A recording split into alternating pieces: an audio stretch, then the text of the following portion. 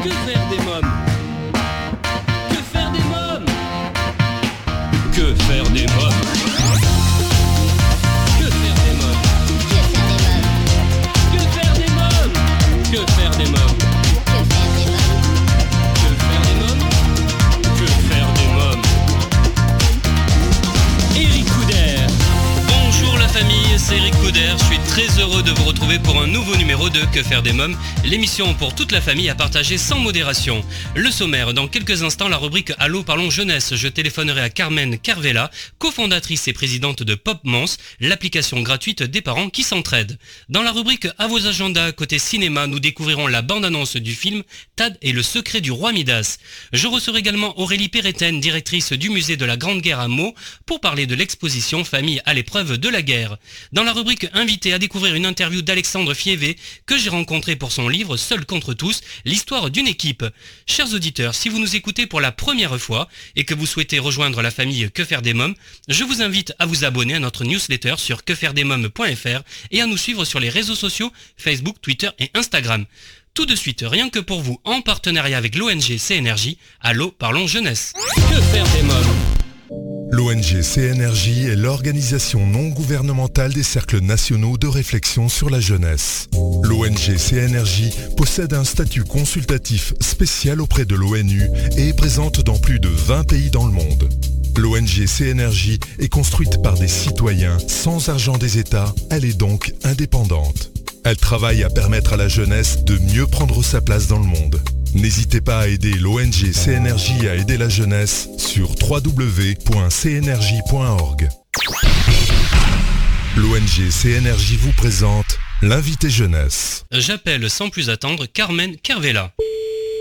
Allô? Oui, allô, Carmen Carvela? Oui, bonjour. Bonjour, c'est Eric Couder de l'émission Que faire des mômes. J'attendais votre appel. Très bien, enchanté. Enchantée aussi. Alors vous êtes cofondatrice et présidente de Pop Mons et en charge de la vision et de la communication et du déploiement de l'application. Dites-nous un peu plus sur cette application gratuite des parents qui s'entraident. Ok, donc alors Pop Moms, c'est une application qui est partie de mon histoire personnelle. Alors déjà pour la définir, c'est une application qui permet aux parents qui habitent le même quartier et qui ont des enfants du même âge et parfois dans la même école, de s'échanger des services concrets. Donc de s'échanger par exemple des heures de babysitting, gratuitement évidemment, d'alterner la sortie d'école, de faire du covoiturage, d'organiser des co-déjeuners. Il y a de plus en plus de problèmes alimentaires en fait chez des enfants, dont une des associées qui a un fils qui a un régime alimentaire spécial et donc qui devait constamment faire du co-conciliage. Donc trouver des parents qui sont prêts à organiser des co-déjeuners en commun. Pour rencontrer des parents qui veulent la garde partagée à deux. Donc on sait qu'il y a beaucoup de lieux où les parents ne trouvent pas de place en crèche. Oui. Donc voilà, c'est une application qui permet aux parents d'échanger des services concrets. Voilà. Qu'appelez-vous application mobile solidaire et entraide réciproque? Parce que c'est un projet social à la base en fait. C'est parti sur nos propres besoins. Moi j'ai débarqué du Canada il y a 20 ans, j'étais plutôt seule, j'avais des amis, pas mal d'amis, mais qui n'avaient pas d'enfants. Et en fait, quand mes enfants n'étaient pas avec moi, c'est qu'on payait quelqu'un. Donc mon mari travaillait énormément, il n'avait pas le temps de s'impliquer.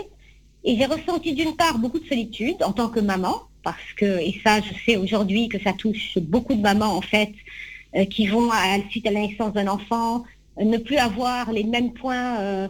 la même affinité avec leurs amis parce que ça va monopoliser leur vie en fait, leurs enfants. Oui.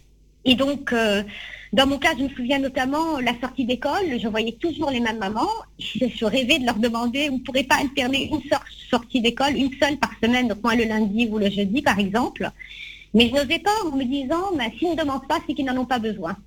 Pareil avec les voisins, donc en fait j'ai ressenti ce réel besoin. Idem pour Mona, qui est donc cofondatrice aussi, qui a 3 enfants dans 3 écoles différentes pour différentes raisons. Donc il y avait le problème des repas, mais également le problème du covoiturage. Et donc elle s'organisait, mais c'était toujours galère en fait de recruter ses autres parents. Donc c'est un projet d'utilité sociale. En fait, globalement, c'est parti sur un besoin.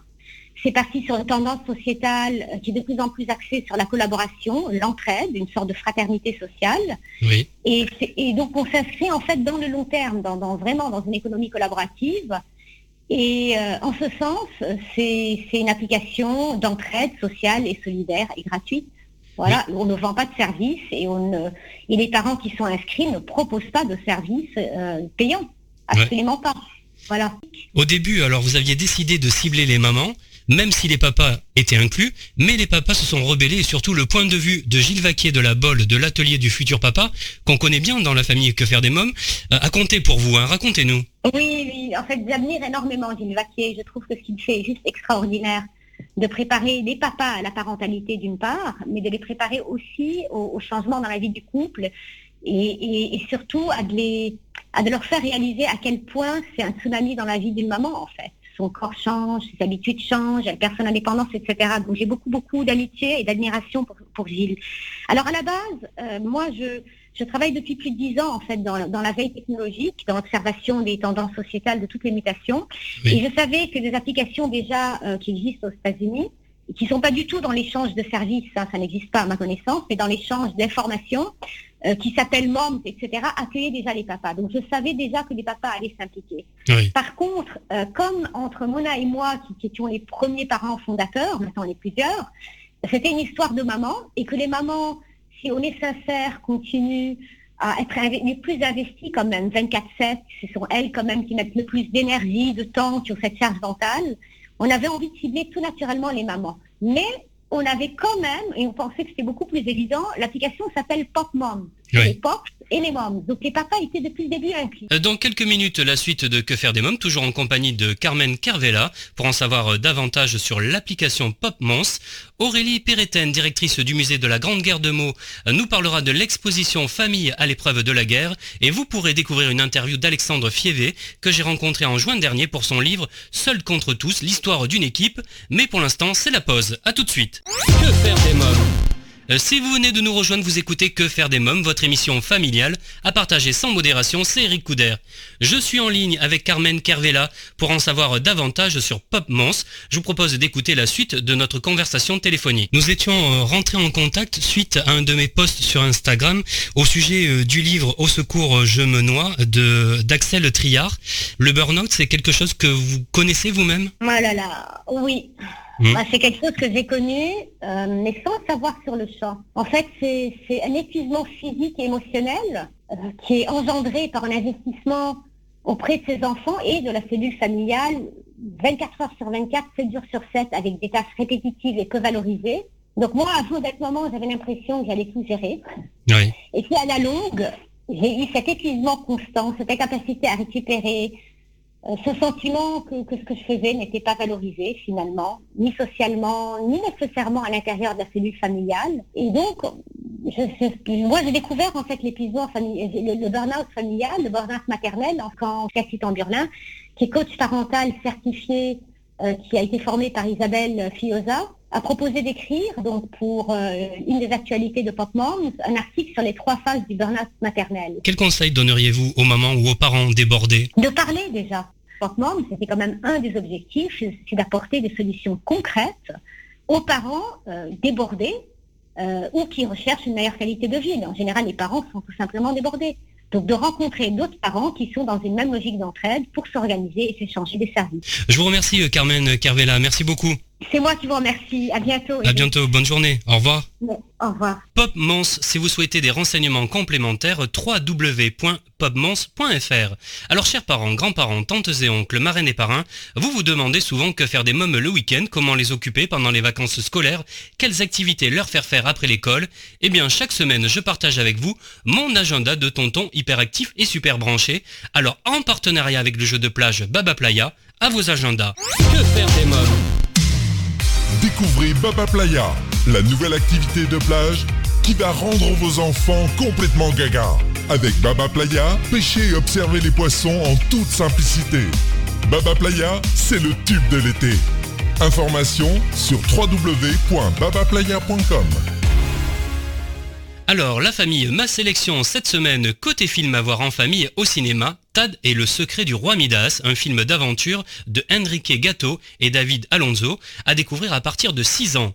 Tad l'explorateur part à Las Vegas pour voir la dernière découverte de son amie Sarah, intrépide et charmante archéologue. Elle a trouvé l'un des 3 anneaux d'or appartenant au collier du roi Midas. Selon la légende, le détenteur du collier a le pouvoir de transformer tout ce qu'il touche en or. Lors de la présentation au public, tout bascule. L'infâme Jack Ragman et sa bande volent le joyau et kidnappent Sarah. Pour retrouver son ami, Tad se lance dans une folle aventure autour du globe avec ses inséparables compagnons, la momie, Belzoni le perroquet et son chien Jeff. Je vous propose de découvrir la bande-annonce. C'est elle, c'est Sarah! Tad, j'ai tellement hâte de te revoir. Mesdames et messieurs, j'ai le plaisir de vous présenter ce soir ma plus grande découverte, le papyrus de Midas. C'est pas vrai. Si le collier n'est pas qu'une légende, Alors le pouvoir de Midas non plus. celui qui le détient peut vraiment transformer en or tout ce qu'il touche. Retrouve-moi! J'arrive, Sarah. Tad Stones à votre service. Oh non, non, non, non, non, tu ne viens pas avec moi. Si! Non! Si! Non! Je suis le maître du monde! Regarde-la, espèce de lâcheur! Donnez-moi le carnet ou c'est la dernière fois que vous la voyez.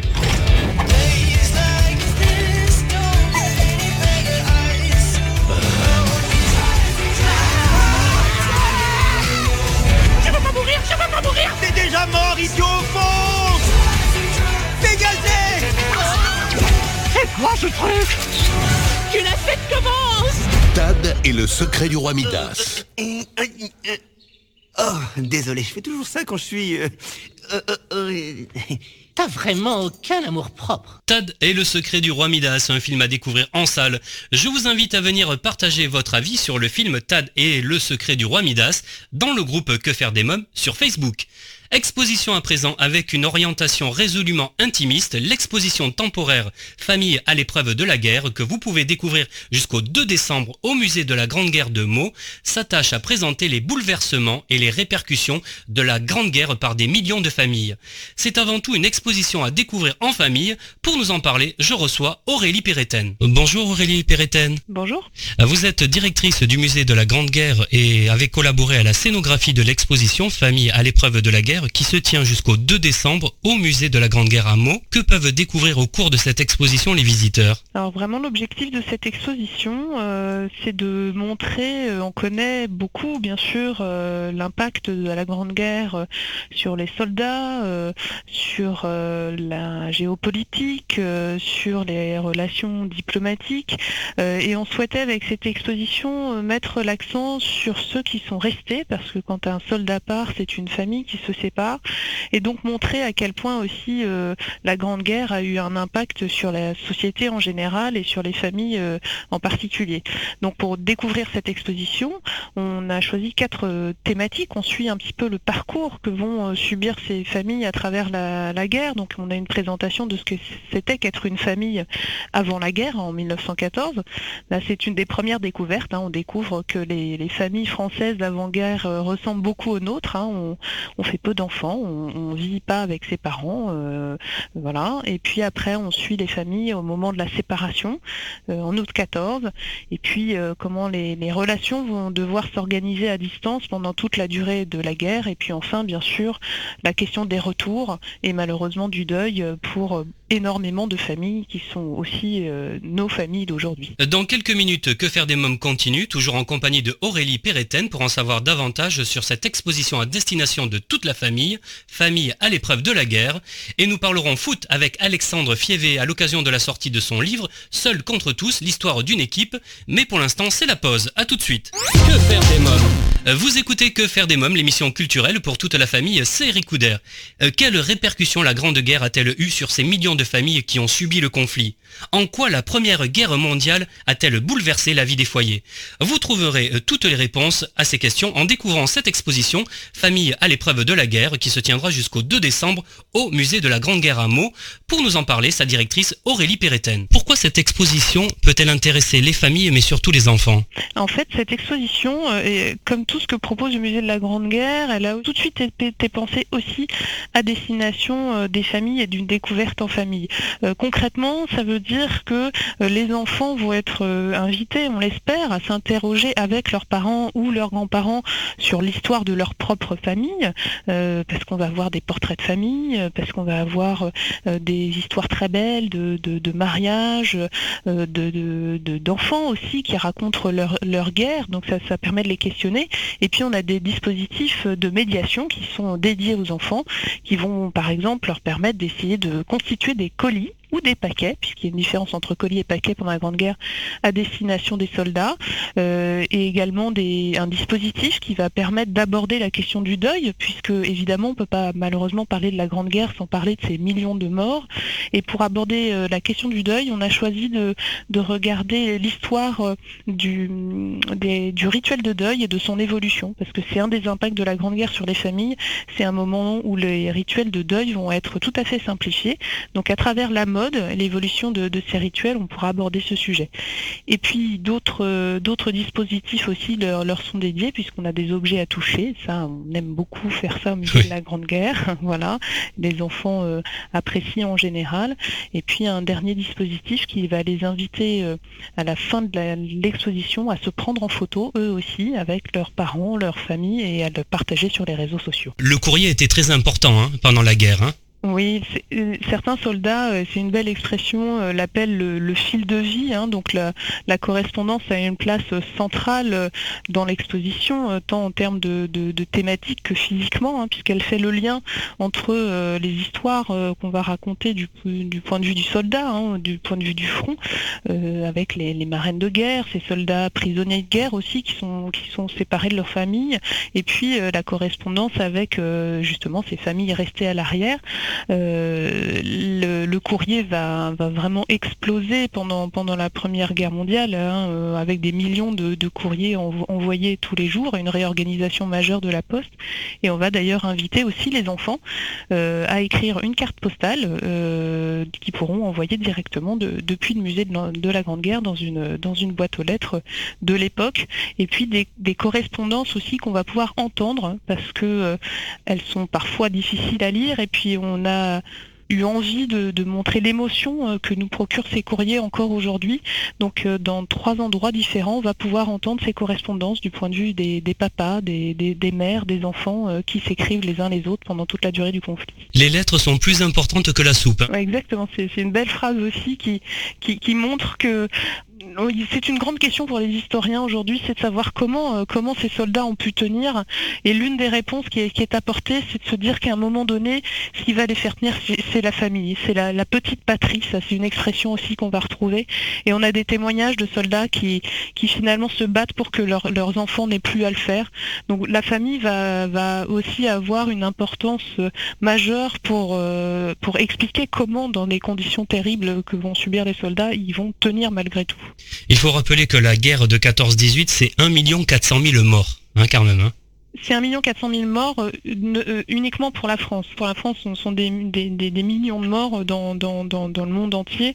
Voilà, et donc il y a les morts, et puis il y a aussi un autre sujet qui est abordé dans cette exposition, c'est la question des retours, puisque ceux qui reviennent, ils reviennent évidemment changés par la guerre, blessés, traumatisés, et puis pendant ce temps-là aussi, à la maison, les choses ont changé. On a des témoignages d'enfants qui, comme ça, n'ont presque pas connu leur père, pour certains, qui sont tout petits, qu'on leur perd pas, qui ne le reconnaissent pas, on a une petite fille qui dit mais je comprends pas qui est cet homme et cet étranger dans le lit de ma mère, puisque pendant la durée du conflit elle avait dormi avec sa mère. La question de l'autorité paternelle est remise en question aussi.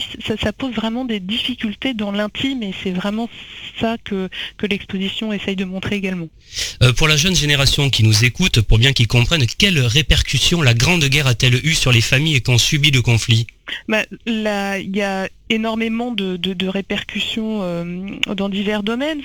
Ça va justement modifier quelque chose qui est peut-être moins connu, mais qu'est-ce que c'est qu'être père, par exemple, puisque pour la première fois, avec la durée du conflit, les pères vont devoir être pères à distance. Donc l'autorité déjà ne va plus être uniquement paternelle, hein, la mère va avoir une place absolument majeure et une parentalité beaucoup plus partagée qu'elle ne l'était.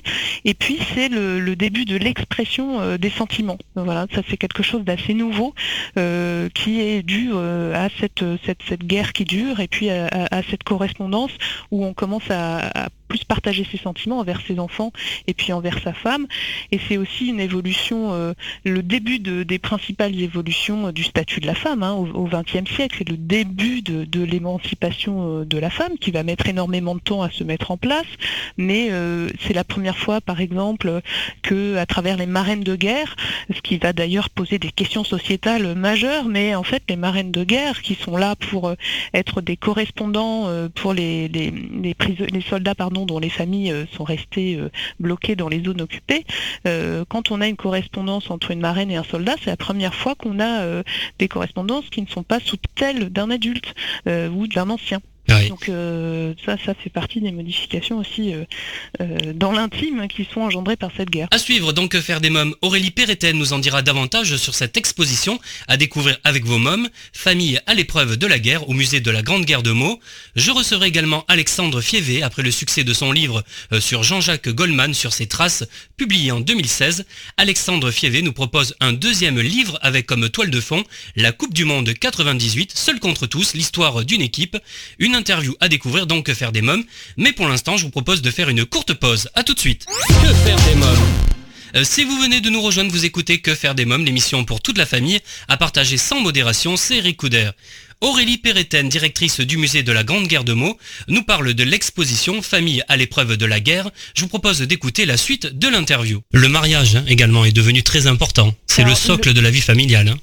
Le mariage, en effet, était déjà le socle de la vie familiale, mais cette grande guerre va soit précipiter des mariages au mois d'août 14. Ensuite, évidemment, pendant toute la durée de la guerre, on a une nuptialité qui est en baisse. On a des lois qui vont être modifiées à cause de la guerre. Par exemple, on va autoriser le mariage à distance, ce qui paraît un peu incroyable. Il y a quand même 6000 personnes qui vont faire le choix de se marier à distance. Mais finalement les soldats vont plutôt la plupart du temps attendre leur permission pour aller se marier en vrai, si j'ose dire, avec leur épouse. Et puis on a la question aussi terrible de ces veuves blanches qui sont les fiancées qui n'ont pas eu le temps de se marier, et qu'on surnomme les veuves blanches puisqu'elles n'ont pas le droit de porter le deuil officiellement. Aurélie Péretten, vous avez collaboré à la scénographie de cette exposition. Quelles ont été vos exigences? Comment avez-vous imaginé cette exposition? Alors on a souhaité que l'intime soit vraiment au cœur du propos, donc avec une lumière et des espaces qui permettent d'être au plus proche et des objets et des œuvres qui sont présentés au public. Et puis ça a aussi une autre traduction dans la scénographie, c'est la présence de la voix. On le sait, on est en plein dans les commémorations du centenaire de la Grande Guerre, donc c'est un conflit qui s'éloigne dans le temps, et donner de la voix à ces courriers, on a aussi 3 objets qui nous racontent leur histoire, ça permet de les rendre présents aujourd'hui, et ça génère une proximité qui nous semblait vraiment précieuse, et puis surtout évidemment faire le lien, encore une fois, entre hier et aujourd'hui, avec une scénographie qui met en scène la mémoire, et puis ces objets de famille qui sont aussi nos objets qu'on a dans nos greniers, sur nos cheminées et qui permettent de raconter notre histoire. Très bien. Aurélie Péretten, avez-vous quelque chose à rajouter? Eh bien écoutez, j'espère vous accueillir nombreux pour découvrir cette exposition des familles à l'épreuve de la guerre. Très bien, merci Aurélie Péretten. Merci à vous. Famille à l'épreuve de la guerre à découvrir en famille jusqu'au 2 décembre au musée de la Grande Guerre à Meaux. À présent, c'est la rubrique Invité. Que faire des mômes? Chaque semaine, je pars à la rencontre d'un ou plusieurs invités qui font l'actualité. Cette semaine, je vous propose de découvrir l'interview de Alexandre Fievé que j'ai rencontré dans un café en juin dernier à l'occasion de la sortie de son livre Seul contre tous, l'histoire d'une équipe. Écoutez. Bonjour Alexandre Fievé. Bonjour. Alors, vous êtes avocat de profession, vous donnez également des cours à l'université de Nanterre La Défense et à l'académie Bernard Diomède. Vous publiez aux éditions Amphora, Seul contre tous, l'histoire d'une équipe. Un livre ayant comme toile de fond la Coupe du Monde de 98.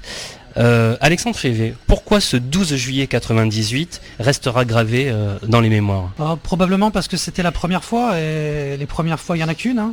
Donc on gagne la Coupe du Monde, en plus elle se jouait en France, ça a suscité un véritable engouement, il y a eu vraiment une ferveur populaire, on l'a vu dans les rues de toutes les villes de France, tous les villages, et notamment cette foule immense sur les Champs-Élysées le 12 juillet au soir, et le lendemain lorsque l'équipe de France dans un bus à Impérial a traversé une partie des Champs-Élysées.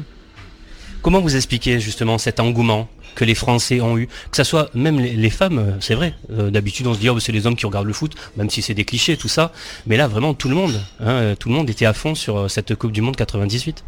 Non, c'est pas des clichés, c'est vrai, et c'est d'autant plus vrai qu'à partir de 98, les femmes se sont mises beaucoup plus à regarder, alors je dirais pas tous les matchs de foot, mais au moins la Coupe du Monde et l'équipe de France. Mais cet engouement, il a été tardif. Hein. Il ne faut pas croire que le public français était derrière son équipe dès le départ de la Coupe du Monde, donc dès le 12 juin. Cet engouement, cette ferveur populaire a commencé, moi je le situe après les quarts de finale, donc on est déjà début juillet. Il y a déjà 2 semaines de compétition qui se sont déroulées, et là la France se qualifie pour les demi-finales, et là on sent qu'effectivement il commence à se passer quelque chose dans le pays. Que vont pouvoir découvrir les lecteurs dans ce livre ? Ils vont revivre en fait ce qu'on a pu lire et ce qu'on a pu entendre il y a 20 ans dans les médias et dans les journaux. Je suis reparti de toutes les déclarations, une grande partie des déclarations publiques qui ont été faites à l'époque par le sélectionneur, par les joueurs, mais aussi par les journalistes, dans l'optique de restituer un petit peu la vérité du moment. Ce que justement la mémoire individuelle ou encore la mémoire collective a parfois du mal à restituer. Donc là, les lecteurs vont vraiment être plongés dans l'univers de France 98, les 4 années qui précèdent la victoire de la Coupe du Monde. Qu'est-ce que vous a plus particulièrement intéressé lors de cette Coupe du Monde de 98 ? Les 4 ans qui précèdent la Coupe du Monde, cette équipe de France est un peu moquée, elle est un peu décriée, le sélectionneur est aussi attaqué. Et puis il y a eu ce renversement, il a fallu quelques matchs, il a fallu que le public prenne conscience de la qualité de cette équipe, les résultats aidant, bien entendu les qualifications aidant, et il y a eu un véritable retournement, c'est-à-dire qu'on est quasiment passé de rien du tout à quelque chose de complètement démesuré. Alors Pierre Arditi signe la préface, mais aussi d'autres personnalités. Le comédien avait pris position dans les médias, suite aux attaques permanentes des journalistes à l'encontre d'Aimé Jacquet. Quelques mots sur Pierre Arditi, dites-moi ce qu'il dit dans le livre. Pierre Arditi, en fait, on est au fin mai 98, donc on est à peu près à 1 mois de l'ouverture de la Coupe du Monde. Il est sur le plateau de TF1, il est invité par Roger Zabel, et là il pousse un véritable coup de gueule, parce qu'il en a marre d'entendre tous ces journalistes faire la leçon, laisser penser que Aimé Jacquet est un ringard, que l'équipe de France est une équipe de ringards, et il demande à ces journalistes d'arrêter purement et simplement, de laisser Aimé Jacquet travailler tranquillement, et puis on jugera à la fin. Mais voilà, c'est un véritable coup de gueule dans le sens où laissez-le travailler. Et ce qu'il explique dans la préface, Pierre Arditi, c'est que après il a fait une tournée mondiale, et il est notamment, je crois, allé en Asie, et les gens le reconnaissaient là-bas non pas en tant qu'acteur, mais comme celui qui avait poussé un coup de gueule avant la Coupe du Monde. On se retrouve la famille pour Que faire des mômes dans quelques minutes, toujours en compagnie de Alexandre Févé pour son livre Seul contre tous, l'histoire d'une équipe. Mais pour l'instant, je propose de faire une courte pause. À tout de suite. Que faire des mômes ? De retour pour la suite de Que faire des mômes, votre émission familiale à partager sans modération, c'est Eric Couder. Je vous informe que vous pouvez écouter ou réécouter votre émission Que faire des mômes en podcast sur quefairedesmômes.fr. Seul contre tous, l'histoire d'une équipe par Alexandre Févé. Revivez au travers de ce livre des déclarations du sélectionneur, des joueurs et des dirigeants, des archives télévisuelles et des articles de presse d'époque, cette ascension magique qui a fait vibrer la France et marqué l'histoire du football. Alexandre Févé est mon invité, je l'ai rencontré en juin dernier. Je vous propose d'écouter la suite de l'interview. Pouvez-vous nous rappeler qui est Aimé Jacquet ? C'est un ancien joueur professionnel qui a joué notamment à l'AS Saint-Étienne, puis ensuite il a épousé la carrière d'entraîneur. Il a entraîné notamment les Girondins de Bordeaux dans les années 80, il a eu beaucoup de succès, il a remporté le championnat de France à plusieurs reprises, la Coupe de France, il a aussi mené l'équipe de Bordeaux jusqu'en demi-finale de la Coupe d'Europe. Ensuite il a entraîné Nancy et Montpellier, Et puis après, il est devenu l'entraîneur adjoint de Gérard Rouillet, qui était devenu lui-même le sélectionneur de l'équipe de France. Et l'équipe de France échoue dans la qualification à la Coupe du Monde en novembre 93. Et là, Aimé Jacquet, qui est l'adjoint, est désigné à titre intérimaire comme le nouveau sélectionneur de l'équipe de France. Comment vous expliquez que la presse s'est acharnée sur lui à un moment donné comme ça? Comment ça se fait? C'est difficile à dire, est-ce que c'était son look, est-ce que c'était sa façon de parler, sa façon de communiquer. C'est difficile peut-être aussi qu'il n'était pas légitime aux yeux de certains. Parce que, comme je le disais, il a été nommé à titre intérimaire parce qu'on est vraiment en phase de reconstruction à cette époque. Il y a pas mal d'entraîneurs qui auraient pu être désignés, mais ils étaient déjà en poste dans différents clubs du championnat de France. Donc on n'a pas forcément de solution. Et puis par défaut, on se dit, finalement, si c'est à titre intérimaire, pourquoi pas Aimé Jacquet? Donc est-ce qu'il manquait de légitimité? Est-ce qu'il était effectivement moqué pour différentes raisons telles que son physique, sa façon de s'habiller, de communiquer? Je pense que c'est un mélange de beaucoup de choses. Il y a surtout l'équipe. L'équipe, on le sent, a été... pour lui en tout cas, il n'a jamais voulu pardonner. Oui, mais Jacquet non seulement n'a pas oublié 20 ans après, mais en plus il n'a pas pardonné. Il ne pardonnera peut-être jamais, parce que ce qu'il n'a pas... Il n'a jamais été contre le fait que son équipe et lui-même fassent l'objet de critiques et de critiques négatives, parce qu'il le dit lui-même, certains matchs étaient sujets à critique, il n'y a pas de difficulté là-dessus. Par contre, ce qu'il n'a pas supporté, c'est le manque de respect, c'est le cynisme, c'est l'ironie grinçante, c'est parfois la désinformation. Et pour lui, c'est le journal L'Équipe qui s'est livré à ces différents comportements. Et donc, il explique qu'une fois qu'on a franchi la ligne, dans l'irrespect, c'est irréversible. C'est la raison pour laquelle il ne pardonnera jamais. C'est même allé jusqu'au procès, quand même. Le journal L'Équipe l'a cité devant le tribunal correctionnel pour injure publique, parce que 4 ans après la victoire, il est interviewé par le journal Le Monde, et il réitère tous les propos qu'il a tenus 4 ans avant par rapport au journal L'Équipe, en expliquant que les gens qui officient à la rubrique des sports sont des voyous et des incompétents. Des gens malhonnêtes, et là pour le journal L'Équipe c'est la goutte d'eau qui fait déborder le vase. 4 ans après, maintenant il aurait fallu passer à autre chose, et donc il le cite devant le tribunal correctionnel. Et il faut savoir que lorsqu'on est cité sur le terrain de l'injure, la contre-attaque c'est de dire finalement moi-même j'ai été attaqué à une époque, donc ce n'est qu'une réponse finalement aux attaques dont j'ai fait l'objet, et c'est ce qu'a considéré le tribunal, et Aimé Jacquet a été relaxé. Dans le début du livre, plusieurs personnalités racontent leur 12 juillet. Vous, que faisiez-vous ce jour-là? C'est extrêmement banal, j'étais devant un poste de télévision avec des copains et on a regardé le match, et puis après on est descendu dans la rue comme je pense 95% des Français. Alexandre Vievet, comment avez-vous travaillé sur ce livre? Comment on travaille? C'est des recherches? Combien de temps ça dure? Combien vous travaillez? Je crois, avant on en a un peu parlé, vous m'avez dit presque un an, c'est ça? Vous avez travaillé sur ce livre? C'est à peu près 12 mois de travail, j'ai consacré 1 heure et demie tous les jours, très tôt le matin avant de commencer mon activité professionnelle. Et donc pour réaliser ce type de travail, il faut d'abord avoir le calendrier de l'équipe de France sur les 4 ans. Et puis une fois qu'on a le calendrier, on sait que les médias, globalement, ils parlent du match 2 jours avant, 2 jours après le match. Donc une fois qu'on a ça, on va à la bibliothèque et on essaie de récupérer les différentes archives, L'Équipe, Le Monde, Libération, etc. Puis j'en ai acheté aussi certains parce que parfois c'était un peu compliqué d'aller à la bibliothèque, j'y allais notamment le samedi. Donc quand j'ai pu acheter sur eBay des anciens magazines tels que France Football, je les achetais, comme ça j'avais tout à la maison, c'était beaucoup plus simple pour moi. Alors, on ne va pas mentir à nos auditeurs, on enregistre cette interview. On est en pleine Coupe du Monde. Vous suivez en ce moment cette Coupe du Monde. Est-ce que ça a le même engouement pour vous que 98 ou pas? Ah oui, je la suis bien sûr, mais non, c'est pas pareil. Je pense que le temps aussi a fait son œuvre. J'avais 20 ans à l'époque, aujourd'hui j'en ai 41. J'aime toujours autant le foot et l'équipe de France. J'achète le journal L'Équipe tous les jours. Mais bon, voilà, 98 c'était quand même particulier, c'était en France. Il y avait c'était aussi une autre équipe de France. Non, je le suis, mais il n'y a pas le même engouement, non. Est-ce que vous travaillez déjà sur un autre projet? On s'était vu il y a quelques temps maintenant, c'était un livre sur Jean-Jacques Goldman, et là aujourd'hui ce livre, vous travaillez déjà sur d'autres projets? Vous avez d'autres projets en tête? Oui, il est en cours de finalisation, c'est un nouveau livre sur Jean-Jacques Goldman qui s'appelle Frédéric Goldman Jones. Donc le manuscrit a été remis à l'éditeur, là on est en train de finaliser le choix des photos, et on est en train de faire la maquette, et il sortira en octobre 2018. Comment travaillez-vous? Ça se passe comment, vos journées? Je suis avocat, donc j'arrive au cabinet, donc à mon bureau le matin aux alentours de 6, c'est pas aux alentours, j'arrive à 6h30. Puis je travaille sur ces projets, on va dire, personnels jusqu'à 7h30, 8h. Et puis après, je consacre le reste de ma journée à mon activité professionnelle. Merci Alexandre Fievé, merci beaucoup. Merci. Seul contre tous, l'histoire d'une équipe, un livre de Alexandre Fievé aux éditions Amphora à vous procurer sans plus attendre. Et bien voilà, nous sommes au terme de l'émission. Merci d'avoir été à l'écoute de ce nouveau numéro de Que faire des mômes.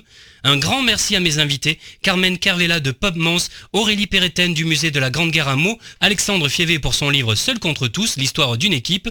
Comme chaque semaine, j'embrasse très fort ma petite nièce Erika qui m'a inspiré cette émission. Avant de nous quitter, je voulais vous remercier pour votre fidélité. Et si vous découvrez notre programme pour la première fois et que vous avez aimé notre émission, n'hésitez pas à nous le faire savoir en nous laissant un petit message sur quefairedesmoms.fr. Enfin, je vous invite à rejoindre la famille Que faire des mômes sur Facebook, Twitter et Instagram. Eh bien, la famille Que faire des mômes pour aujourd'hui, c'est terminé. Bye bye.